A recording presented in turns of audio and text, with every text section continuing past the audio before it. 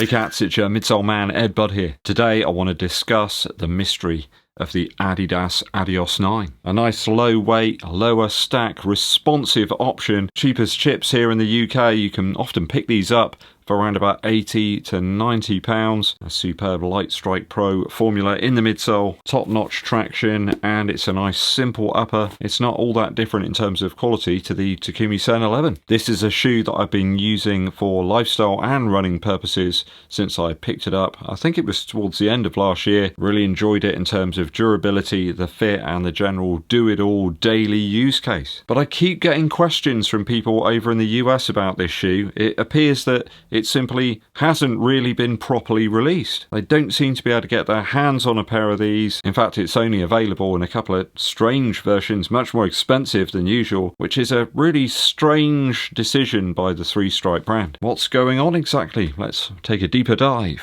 I was alerted to this weird issue surrounding the ADIOS 9 by a few viewers of the channel. They were desperate for info on the shoe. They wanted a trainer which has enough stack for daily miles, but that's light and nimble, that doesn't feature a plate. I mean, there is a torsion plate in here, but it's quite a short one. When you think about it, there's very few shoes these days that tick all of those boxes. Everything's close towards max stack. In fact, a sample size shoe that's 36mm and the heel's going to be closer to 40 for me. The ADIOS 9 here for the sample size, well, it says here 27mm. Though regardless of the amount of stack here, it does seem to have an incredible amount of energy return. Run Repeat reviewed it and said it has one of the highest levels of energy return in the heel and forefoot than pretty much any other shoe. So just think about that for the moment. Does max stack not actually mean max energy return? It must be down to the way the foam's implemented in each shoe. So don't always think you're going to get back loads of spring and bounce from a shoe that's got like a 45mm stack of packing foam underfoot. A few brief internet searches reveal that the shoe's only available in the US within some wacky special colorways with odd lifestyle type designs. Not something that's going to be all that interesting to runners, especially when it's offered at a premium as well, and this version is only available in limited sizing. Running Warehouse will only ship them within areas of the EU and the UK. No sign of a way to order them into the US, which is weird. The plot thickens. Over here in the UK, this is very much not the case. There's 5 colorways of the ADIOS 9 available. Sizing's a bit patchy on some, but otherwise it's fairly easy to find a pair if you want them. I can see lighter runners really enjoying these. I really get something out of them. Perhaps if you like racing in the Takumi Sen 11, then the ADIOS 9 could be a perfect training partner, maybe even for the ADIOS Pro 4. I mean, there's similarities here between the upper and the outsole of all those aforementioned shoes. There's of course less rigidity here, as you only have a small plastic plate in the middle section to add some torsional support. This does stop the shoe from flexing too much in that area, so your feet and muscles are going to be working that bit harder. But that's okay, right? You don't want the super shoe doing all the work for you, do you? Due to the lightness of the ADIOS 9, it really doesn't feel sort of hard to run in. Yes, it's a lower stack, but it's not that much of a big deal considering the energy return you get from the foam. So why are Adidas simply not pushing this shoe over in the US? On the UK website, they do mention this is a race-ready shoe, even quoting the half marathon distance in their description of the shoe. There's 135 reviews with a 4.7 star rating out of 5. Quality and comfort are the top scorers there. I mean, that's supremely high for such a cheap option. Lots of people loving these as well. I know Andy the Fod Runner picked up a pair and he had lots of good things to say about them.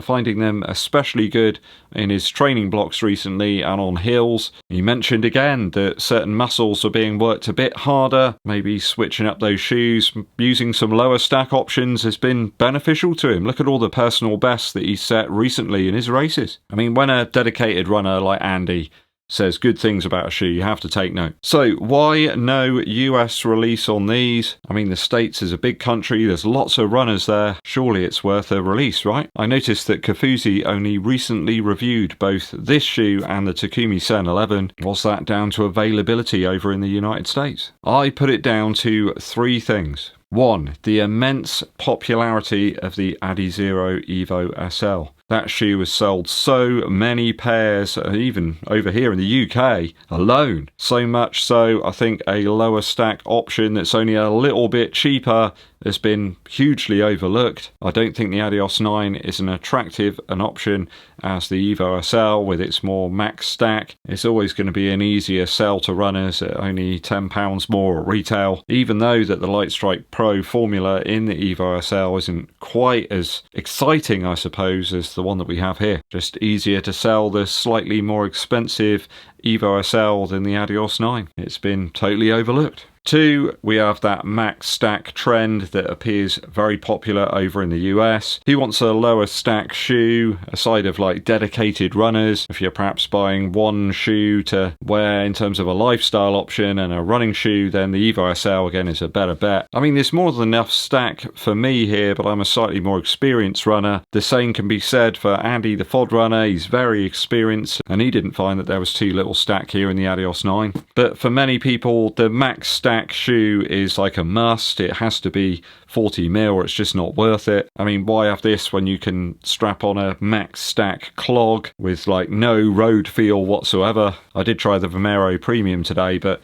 just kind of feels a bit like I'm Frankenstein's monster with those on. I mean, you're like barely running really, you're just sort of bouncing along. I'm not entirely sure which muscles I'm using. It's just so niche, so unnecessary. I mean, if anybody wants to buy my pair in a UK 11 or US 12, let me know. You know, reasonable offers only. And number 3, I think Europe's got a bit more of a heritage for lower stack running shoes. Adidas always produce a lower stack, narrower fitting racer. They have done for many years. I remember testing out the Adios 4 that had mainly boost in the midsole. It was very light, it was quite narrow, lower stack, and kind of exactly what we've got here. This is way more forgiving though. But that was 5 years ago they did that. This type of shoe is rapidly becoming a part of the past, and the decision not to market or even stock this in the US, I think, is a bit of a sign of the times. Could it be the last of its type? Are you sad to see this type of shoe disappearing from the market, or are you happy here in Europe that you can pick up a pair and get a nice nimble racer for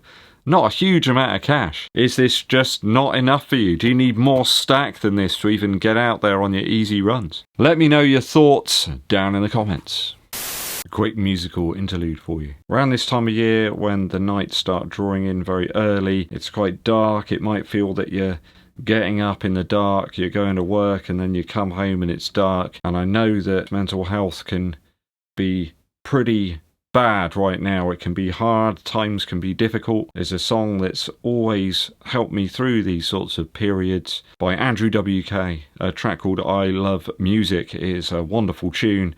It is full of hope. It's full of a message, I guess, that is telling you to keep on doing the things that you're doing. Remember the things that you love. They are your faith, perhaps, if you don't have another faith. I've always believed in, you know, my friends and my family, and music has always been a focal point of that. And this song very much makes me feel that other people have that in them as well, that energy within them, within their mind, within their heart. It's a song about sort of being part of something. I don't think Andrew WK really says what it is. It's almost like the feeling of listening to the song. You're part of something with other people. And I've noticed a number of his songs do talk about running, like you're either running to something or away from something. You're running to the good things, you're running away and putting distance between you and perhaps things that are upsetting you or causing you anxiety or fear. You've got to remember that those things are a construct of your mind, really. You've created those things by sitting down and writing them down, perhaps, and thinking about them very carefully. You can compartmentalize them and they start to disappear and they start to go away. Sometimes the things that you're very worried about might actually be just a figment of your imagination. You can create things. Have you noticed when you're tired sometimes, you might have these thoughts pop into your head that might not be all that rational, but it's just because you're tired. Anyway, it's a banger of a tune. There's big guitars, there's big drums, there's raw vocals that you can believe in that aren't kind of sang to make money. They're kind of sung to unite people and bring people together. Andrew WK, top man. The track's called I Love Music and it's from his album The Wolf. I hope that message reaches the people it needs to reach, and keep on going, guys. Don't give up. There's always people out there. Reach out to them, talk to them, hit that subscribe button, give this video a thumbs up like, and drop us a comment for the algorithm. It really helps out, people. My name's EDDBUD, and I'll be seeing you